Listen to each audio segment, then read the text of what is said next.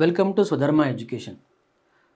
So మనకు జోసాకు సంబంధించి ఫస్ట్ రౌండ్ అలాట్మెంట్స్ అయిపోయాయి. అలాగే రీసెంట్గా సెకండ్ రౌండ్ అలాట్మెంట్స్ కూడా అయిపోయాయి. చాలామందికి వాళ్ళ ఎంసెట్ ర్యాంకులు కూడా తెలుసు. సో కొంతమందికి ఐఐటికి వెళ్ళాలి, ఎన్ఐటికి వెళ్ళాలి అనేటువంటి ఒక యాస్పిరేషన్ ఉంటుంది. ఇప్పుడు వాళ్ళకు అనుకున్నటువంటి ర్యాంక్ రాకపోవచ్చు, లేదా అనుకున్నటువంటి కాలేజ్ రాకపోవచ్చు. సో చాలామంది స్టూడెంట్స్ కానీ పేరెంట్స్ కానీ లాంగ్ టర్మ్ తీసుకోవాలా వద్దా అని ఆలోచిస్తూ ఉంటారు. వాళ్ళందరి కోసం అసలు తీసుకోవాలంటే అసలు ఏ క్రైటీరియా బేసిస్లో తీసుకోవాలి, తీసుకుంటే ఎలాంటి వాటికి రెడీగా ఉండాలి, వీటన్నిటి గురించి వేల మంది ఐఐటియన్స్ని తయారు చేసినటువంటి అద్భుతమైన ఫిజిక్స్ ఫ్యాకల్టీ, అలాగే Delta Junior College director Shri Srikanth గారితో మనం మాట్లాడదాం. Sir, welcome to the show sir. Thanks sir. ఇప్పుడు మనకు దాదాపు 2 అలాట్మెంట్స్ కూడా అయిపోయినాయి మనకి. సో చాలామంది పేరెంట్స్కి స్టూడెంట్స్కి క్లారిటీ వచ్చేసి ఉంటుంది ఎక్కడ సీట్లు వస్తున్నాయి అనేది. అసలు లాంగ్ టర్మ్ తీసుకోవాలా వద్దా దానికి ఎలాంటి క్రైటీరియా మనం ఫాలో కావాలి? Who should repeat? రైట్. దీంట్లో ఒక 3-4 కేటగిరీస్ వస్తాయి. ఒకళ్ళకి ఆల్రెడీ 99% వచ్చింది, లేక 98% వచ్చింది, ఎన్ఐటి వచ్చింది కానీ ఐఐటి రాలేదు. Correct. Yes. They are the first choice for repetition if they want to go to IIT. Okay. So NIT వచ్చి ఐఐటి రాకపోయినా కూడా మీరు దాని గురించి ప్రయత్నించవచ్చు. ఉన్నారు, చాలామంది ఉన్నారు అట్లాగా. ఓకే. అంతేకాదు, ఐఐటి వచ్చి అనుకున్న ఐఐటి రాకపోతే అనుకున్న ఐఐటి అనుకున్న బ్రాంచ్ రాకుండా రిపీట్ చేసేవాళ్ళు కూడా ఉన్నారు. అయితే దట్ దే పర్సనల్ చాయిస్. నేను దానికి I got my own reservations. Okay. కానీ ఇట్ ఈస్ పర్సనల్ డెసిషన్ అది. Okay. But they are the academically speaking they are the first person to repeat. They are eligible. అదే నేను చెప్పేది. అదొకటి. తర్వాత second ఇంకెవరు అంటే అసలు ఏమీ ఆప్షన్స్ లేని వాళ్ళు. నేను ఆ ఎక్స్ట్రీమ్ చెప్పినా, ఇప్పుడు ఈ ఎక్స్ట్రీమ్ చెప్తున్నాను. ఐఐటి కోచింగ్కే ఆఫ్ కోర్స్ ఇక్కడ కండిషన్ ఏంటంటే కేవలం ఎంసెట్ కోచింగ్ వెళ్ళిన వాళ్ళు కాదు, సీరియస్గా ఐఐటి కోచింగ్ చేసిన వాళ్ళే. కానీ సమ్ము వాళ్ళ గ్రోత్ సరిగ్గా లేదు. ఆ గ్రోత్ లేకపోవడానికి రీజన్ వాళ్ళు అవ్వచ్చు, ఇన్స్టిట్యూట్ అవ్వచ్చు, టెన్షన్ అవ్వచ్చు, పేరెంట్స్ అవ్వచ్చు, సొసైటీ ఏదైనా అవ్వచ్చు. Correct. Once again eligibility I'm talking. వీళ్ళకి ఏంటంటే జస్ట్ అట్లాగా ఒక 90% మెయిన్స్, తర్వాత అడ్వాన్స్ ఏదో కొంచెం ఒక 60-70 మార్క్స్, ఎంసెట్లో ఒక 25,000-20,000 ఇట్లా వచ్చిన వాళ్ళు చాలామంది ఉంటారు. కరెక్ట్. అట్లాంటి కేటగిరీ ఎక్కువ. అట్లాంటి కేటగిరీ ఎక్కువ ఉంటుంది. Correct. They can also go for reputation. Okay. They are eligible. ఎందుకంటే వాళ్ళకి మంచి ఆప్షన్స్ లేవు. ఓకే. 25,000తో వాడికి ఒక మంచి సీట్ రాకపోవచ్చు. ఓకే. బట్ కండిషన్ ఏంటి అంటే దే షుడ్ నో క్లియర్లీ, లేదు నా గ్రోత్ ఈ 2 years సరిపోలేదు, ఐఎమ్ పర్సన్ ఫర్ 3 years. ఇది చాలామందికి అర్థం అవ్వదు. చాలా కష్టపడ్డ పిల్లలు కూడా 2 సంవత్సరాల్లో క్రాక్ చేయలేకపోవచ్చు. ఓకే. కానీ 3rd year గ్యారంటీగా చేస్తారు. ఓకే. అవకాశం ఉంది. అట్లా అవకాశం ఉంది. అయితే అది ఎవరు చెప్పాలి వాళ్ళకి ఎలిజిబిలిటీ అంటే అది that's a big question once again. Okay. అంటే వాళ్ళకి సొంతగానే తెలియాలి, లేకపోతే వాళ్ళను గ్రూమ్ చేస్తున్న టీచర్స్ గానే తెలియాలి. They have to take counselling like you. డెల్టాలో అయితే నాకు తెలిసి చాలా మంది కౌన్సిల్ చేస్తుంటాను. అసలు అడ్మిషన్కి వచ్చిన వాళ్ళకి నేను వాళ్ళ admission respect admission I teach them, tell them. వద్దని కూడా చెప్తాను. ఎస్, మొహమాటం లేకుండా. నా స్టూడెంట్స్కి అయితే తీసుకోండి, తీసుకోదని రెండే చెప్తాను. ఓకే. సో వాళ్ళకు కూడా ఆటోమేటిక్ చాయిస్. ఇంకా తర్వాత వచ్చేసి ఎక్కడ వస్తుంది అంటే టాలెంట్ ఉంటుంది, ఎక్కడ ఊళ్ళో చదువుతారు, వాళ్ళు అక్కడ దాకా వస్తారు, రాలేరు, కానీ ఇంకొక సంవత్సరం ట్రై చేయాలనుకుంటారు. కానీ that may be slightly difficult. Okay. If they did not go through IIT coaching, just ఇది చూడండి ప్రాబ్లం ఏమైంది అంటే జనవరిలో ఒక ఫస్ట్ మెయిన్స్ ఉంటుంది. ఈ mains preparation first, advance preparation next అనేది ఒక నాన్ సెన్స్. ఓకే. డే 1 నుంచి అడ్వాన్స్ ప్రిపరేషన్ అవ్వాలా. Okay. Then everything will happen అనమాట. ఓకే. సో అస్సలు ఇంతకుముందు ఏమాత్రం ఐఐటి కోచింగ్ అనేది లేకుండా ఎంసెట్లో కొంచెం బెటర్ ర్యాంక్ వచ్చి కొందరు వస్తారు, రిపీట్ చేద్దాం నాకు ఎంసెట్కి, నేను అప్పుడు నాకు అవకాశం దొరకలేదు, నాకు వెళ్ళలేదు, నేను కోచింగ్ వెళ్ళలేదు, ఇప్పుడు వెళ్దామని వస్తారు. వాళ్ళకి మాత్రం కొంచెం లైఫ్ టఫ్ అవుతుంది. ఓకే. అంటే should they take it or not అనేది వాట్ బేసిస్ దే చెప్తా. Yes, exactly. But they should come if at all they want to learn subject. Okay. నేను ఈ మాత్రం నాకు యాక్చువల్లీ కొంత అవగాహన ఉంది, టాలెంట్ ఉంది, కానీ నేను నేర్చుకోలేదు సరిగ్గా, నాకు అవకాశం లేకుండా ఉంది. ఈ 1 year నేను గట్టిగా నేర్చుకుంటాను. If not IIT I'll go for NIT, if not NIT I'll go for some other thing, BITSAT. If not BITSAT I'll go for a private college. I want to improve from this EAMCET rank. EAMCET rank at least మీకు ఆ 2 yearsలో ఏది నేర్చుకోలేదో అది నేర్చుకుంటా అన్న goal పెట్టుకొని రావాలి. కానీ నాకు ఐఐటి వస్తుంది, ఎన్ఐటి వస్తుంది అన్న గోల్స్ పెట్టుకుంటే చాలా డిసప్పాయింట్ అయ్యే అవకాశం ఉంటుంది. గోల్ పెట్టుకోవచ్చు, but it is like this: best choice, decent choice, the last choice. Correct. ప్రాక్టికల్గా అది ఆలోచించాలి. దానివల్ల అడ్వాంటేజ్ ఏమిటో చెప్తాను మీకు నేను. ఒకటి, డెఫినెట్గా ఇంప్రూవ్ అవుతారు. ఆల్రెడీ ఒక 5,000 6,000 ఎంసెట్ ర్యాంక్ వచ్చింది అనుకోండి, వాళ్ళకి already good habits of study ఉన్నట్టే లెక్క, అంటే డిసిప్లిన్ ఉన్నట్టు కనీసం, లేకపోతే రాదు. So but they want at least go to bits అనుకోండి, అవుతుంది. ఓకే. బట్ ఒక ఇష్యూ ఏమొస్తుంది అంటే ఈ ఎవరికైనా ఈ 3 కేటగిరీలో కూడా బేసిక్ ఇష్యూ ఏంటంటే, ఫస్ట్ ఆఫ్ ఆల్ ఎవరైతే సైకలాజికల్గా స్ట్రాంగ్ ఉన్నారో వాళ్ళే వెళ్ళాలి. ఓకే. ఒక కండిషన్ పెడతా ప్రతిసారి నేను. Okay. Maths, physics, chemistry, personality. Okay, అది కూడా చాలా 4 సబ్జెక్టులు, 3 సబ్జెక్టులు కాదు. ఓకే. ఈ ముగ్గురులో కూడా I'm going to do it this time. Okay. I want help. దానిలో సెకండ్ థాట్ ఉండకూడదు. ఇంకా. ఓకే. ఎందుకు అంటే ఇది ఎంత స్ట్రెస్ఫుల్ జాబ్ అంటే 6 monthsలో ఒకసారి ఒక రౌండ్ సిలబస్ అవ్వాలా, వాళ్ళు మెయిన్స్కి వెళ్ళాలా, మళ్ళీ ఇంకో 1 monthలో మళ్ళీ ఇంకా చేయాలా, ఏప్రిల్ రాయాలా, తర్వాత మళ్ళీ మే దాకా రాయాలి, ఇంత సస్టైన్ చేయాలి వీళ్ళు ప్రెషర్. అవును. ప్రాబ్లం ఏమొస్తుంది అంటే, నేను 1 year దీనికే కూర్చున్నాను కదా, రాకపోతే ఎట్లా? కరెక్ట్. ఇట్లాంటి డౌట్స్ ఉండకూడదు. ఎందుకు అంటే it's worth trying again. Okay. Worth trying either for learning subject, or for improving a rank, or for going to good institution. Correct. ఎందుకంటే తేడా చూడండి ఎట్లా ఉంటుందంటే, ఎంసెట్ కాలేజీలో సెటిల్ అవ్వచ్చు, అక్కడి నుంచి కూడా బాగానే చేయొచ్చు, పెద్ద నష్టమేమి లేదు. ఓకే. కానీ ఈ 3,000 4,000 వచ్చిన వాడిని రిపీట్ చేస్తాను వచ్చి రేపు ఫర్ ఎగ్జాంపుల్ ఐఐటీలో ఎండప్ అయినా అనుకోండి, that's a different thing. Okay.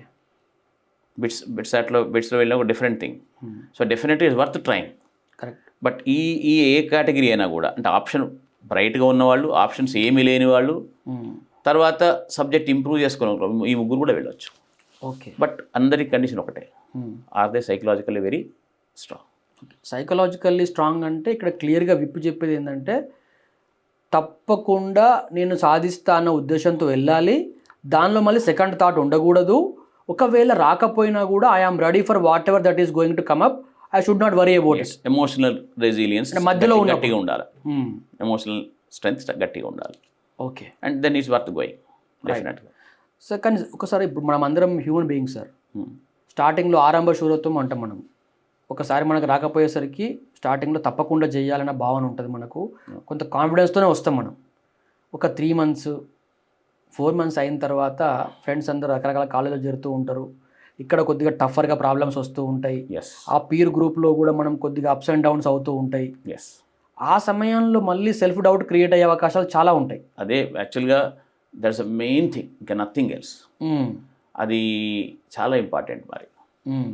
And ఒకటి, రిపీట్ చేసేటప్పుడు ఎమోషనల్గా రిపీట్ చేయకూడదు. అంటే ఏంది, నేను ఏదో ప్రూవ్ చేస్తానని అట్లా కాకుండా క్యాలిక్యులేటెడ్గా. రైట్. నేను ఇప్పటిదాకా ఈ నెంబర్స్ ఎంత వచ్చినా, అయితే ఇది ప్రాబ్లం ఏంటంటే పిల్లలకు తెలియదు. కరెక్ట్. మెయిన్ ఇష్యూ అక్కడ పిల్లలకు తనదలకు తెలియదు. బట్ ఒక మంచి కౌన్సిలర్ దగ్గర వెళ్ళి మాట్లాడుకొని చేయాలి.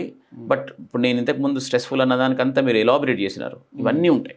రైట్. ఇవన్నీ ఉంటాయి. బేసిక్గా ఒకవేళ రిపీట్ చేసిన డ్రాప్ తీసుకున్నా కూడా మీ యొక్క approach, attitude to learn better, అది పెట్టుకుంటే life is more easier, or you can be less stressful. ఎందుకంటే అవును కదా, ఇప్పుడు ఇంజనీరింగ్కి చూడండి, ఇప్పుడు ఒక సంవత్సరం ఇప్పుడు రిపీట్ చేశారు, చేసి ఒక ఇన్స్టిట్యూట్కి వెళ్ళారు, let this be safe once again EAMCET college వెళ్ళారు అనుకోండి, సబ్జెక్ట్ స్ట్రాంగ్గా వెళ్ళారు అనుకోండి, మీ ఇమీడియట్ మీ క్యాంపస్ ప్లేస్మెంట్ జాబ్ వస్తుంది. కరెక్ట్. అంటే that 1 year will safe. Right. So this 1 year is not a big deal. ఇంకో అడ్వాంటేజ్ ఏంటంటే, లైఫ్లో ఒకసారి మనం సరే ఒక కాలేజీలోకి వెళ్ళి ఏదో మీడియోకర్ కాలేజ్లో జాయిన్ చేసిన తర్వాత, అరే నేను ఒకసారి ట్రై చేయాల్సి ఉండే, చేయలేదు అనే రిగ్రెట్ మీకు ఉండదు కదా లైఫ్లో. కూడా ఉండదు.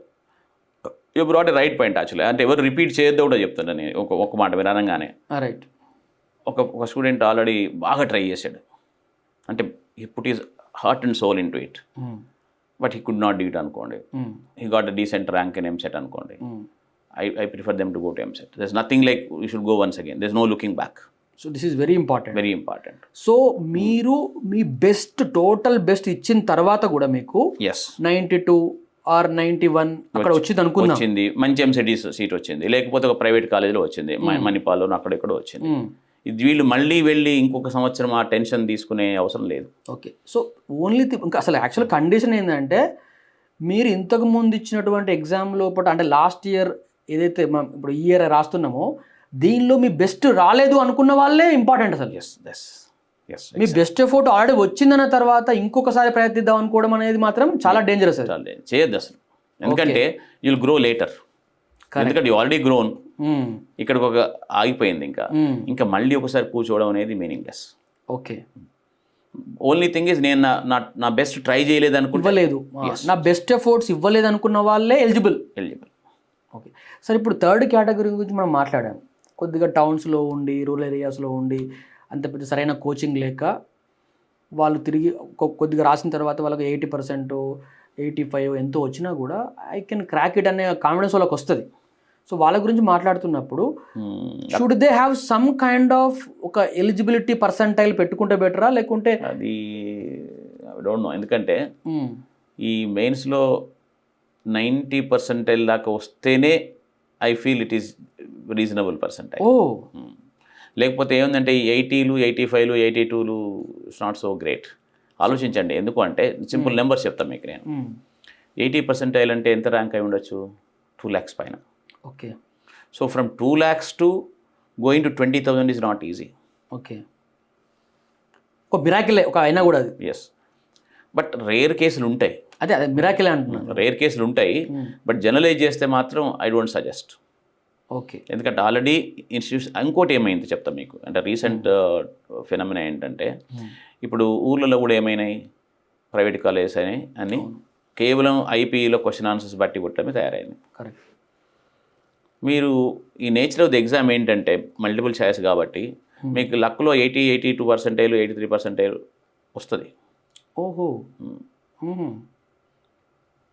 కాబట్టి ఐ డోంట్ సజెస్ట్ యాక్చువల్గా, but there is some original brain and people know it, but somehow they couldn't do.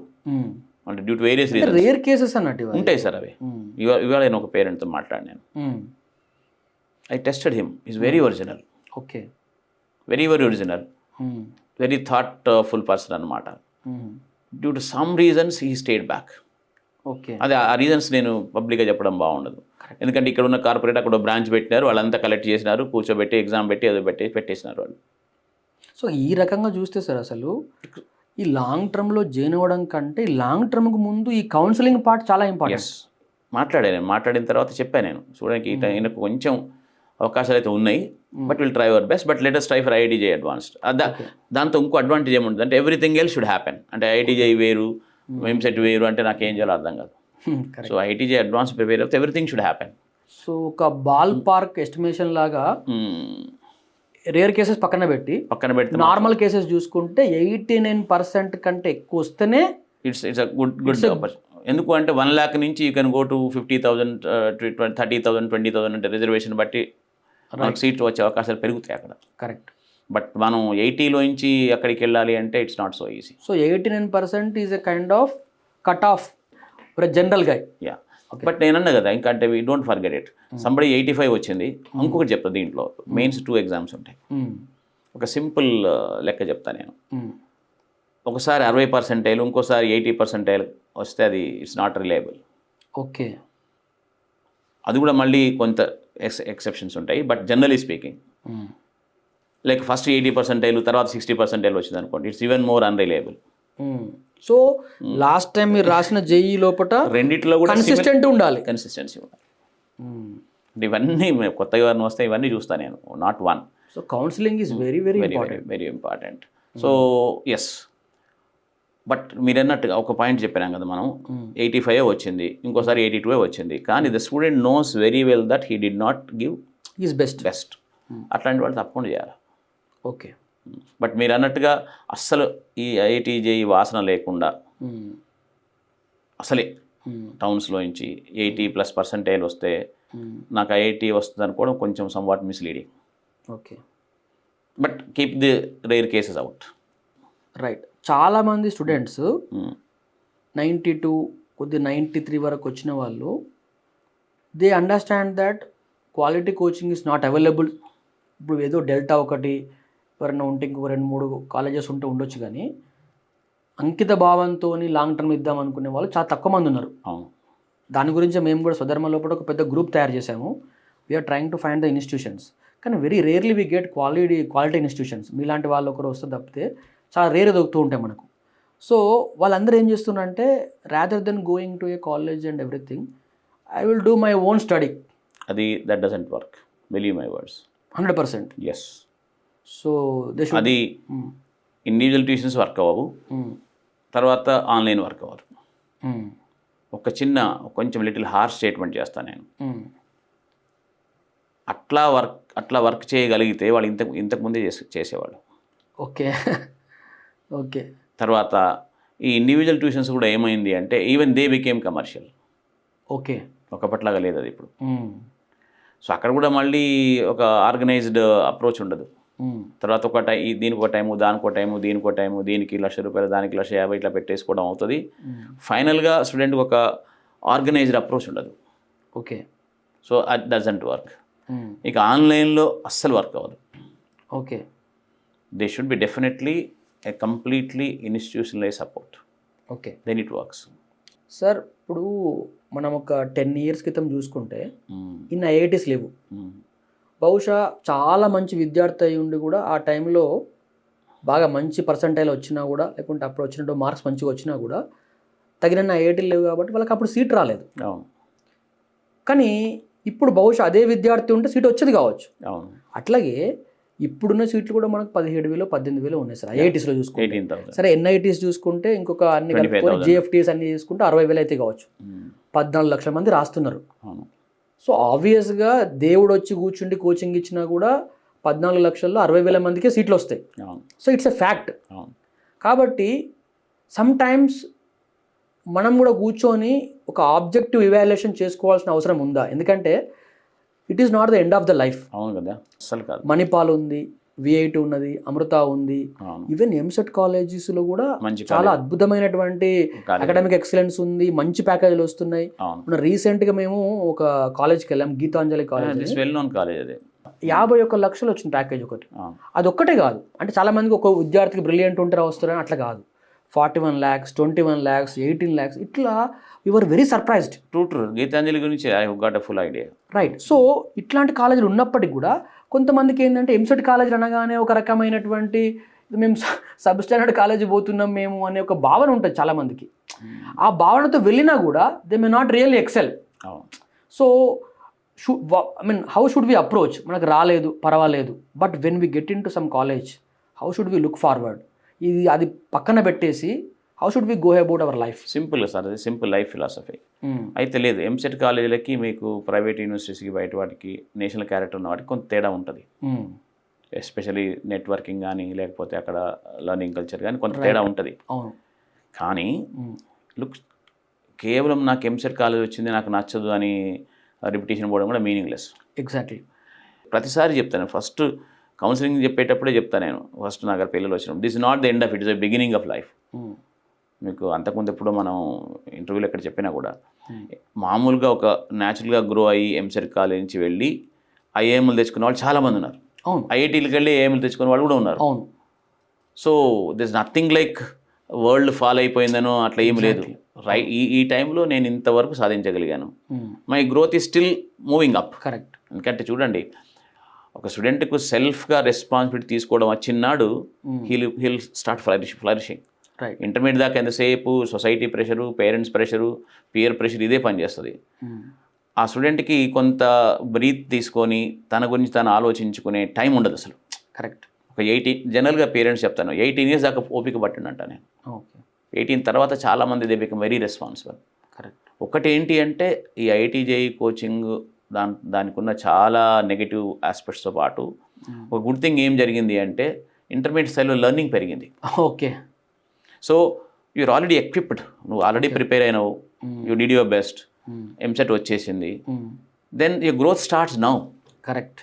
Because you already are empowered with lot of learning and all that, then అక్కడ shine అవుతావు. Correct. So ఫర్దర్గా కూడా చూసుకుంటే sir, EAMCET కాలేజ్లో చేసిన వాళ్ళు కూడా చాలామంది గేట్ రాసి మళ్ళీ ఐఐటీలోకి పోయిన వాళ్ళు చాలామంది ఉంటారు. Oh so many. So that is also one great option. It's not like end of the road. Redemption అంటాను. Exactly. So and you will get much more better packages యాక్చువల్గా. యా, ఒక ప్యాకేజే కదా శ్రీధర్ గారు, ఓవరాల్గా ప్యాకేజ్ అని మనం ఇమ్మీడియట్గా మాట్లాడుతున్నాం. Correct correct. బట్ ఓవరాల్గా ఆలోచిస్తే ఏంటి అంటే ద టోటల్ ఒక scheme for example 2 years of intermediate, 4 years of BTech, 2 years of MS, if possible some 4 to 5 years of PhD, ఇక్కడ దాకా ఆలోచించండి. ఓకే. ఇక్కడ దాకా ఆలోచించండి. ఒక ఎంసెట్ నుంచి బెస్ట్ యూనివర్సిటీస్ యూఎస్కి వెళ్ళిన వాళ్ళు చాలామంది ఉన్నారు పిల్లలు. Okay. Because actual life begins maybe ఒక సీరియస్ లైఫ్ బిగిన్స్, ఒక సీరియస్గా ఒక అర్నింగ్ ఒక $1 million లేకపోతే $500,000 లేక $250,000 రావడానికి 35 years అవుతుంది. Okay. So it's not package, not package in the beginning. Right right. అల్టిమేట్గా వస్తుంది ప్యాకేజ్, మనకి ఏది డ్యూ ఉందో అది వస్తుంది, రైట్, గ్యారంటీగా వస్తుంది. కరెక్ట్. బట్ ఇట్లా అకాడమిక్ ఎక్సలెన్స్కి ఇంపార్టెన్స్. ఇంపార్టెన్స్ చూడండి, ఇప్పుడు మామూలు మనం బీటెక్తోనే అంటున్నాం, బీటెక్ ఎందుకు ఎంఎస్సీ చేస్తారు, పిహెచ్డీ చేస్తారు. కరెక్ట్.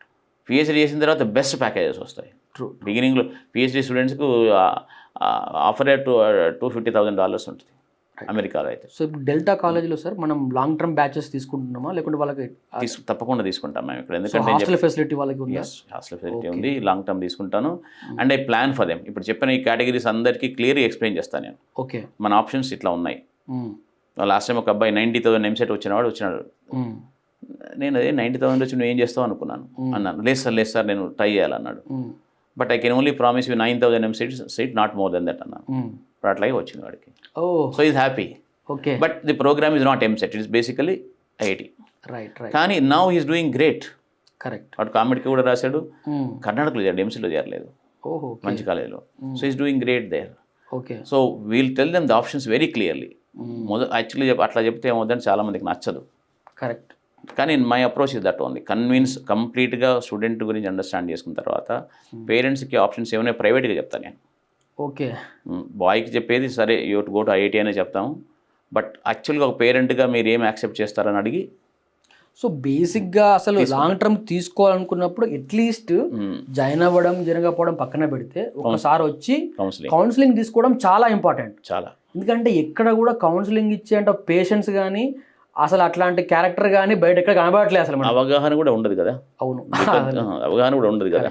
ఇప్పుడు మాకు అవకాశం ఏంటి అంటే in every college there is a student. Right. కావాలంటే డైరెక్ట్గా పిల్లలు కలిపేసి కూడా మాట్లాడిస్తాను నేను అప్పుడప్పుడు. రైట్. సో ఒక లాస్ట్ క్యూరియస్ క్వశ్చన్ సార్, మీరు ఇన్ని సంవత్సరాల నుంచి 40 సంవత్సరాల నుంచి నార్మల్ రెగ్యులర్ బ్యాచెస్ చూశారు, లాంగ్ టర్మ్ బ్యాచెస్ చూశారు. యూజువల్గా ఒక లాంగ్ టర్మ్ బ్యాచ్ ఉన్నప్పుడు how much percentage of the students are getting succeeded? This is a very very valid question actually. Long term నుంచి టాప్ ర్యాంక్స్ రావడం కొంచెం కష్టం.